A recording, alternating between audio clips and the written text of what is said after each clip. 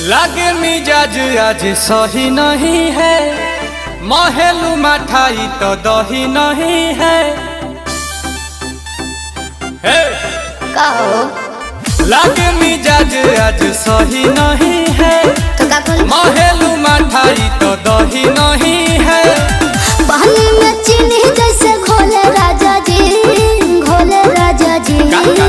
पानी में चीनी जैसे घोले राजा जी, घोले राजा जी। कमरिया गोले गोले, कमरिया गोले गोले, कमरिया गोले गोले गोले गोले डोले राजा जी। कमरिया गोले गोले गोले गोले डोले राजा जी। कमरिया गोले गोले गोले गोले डोले रानी जी। कमरिया गोले गोले गोले गोले डोले रानी जी।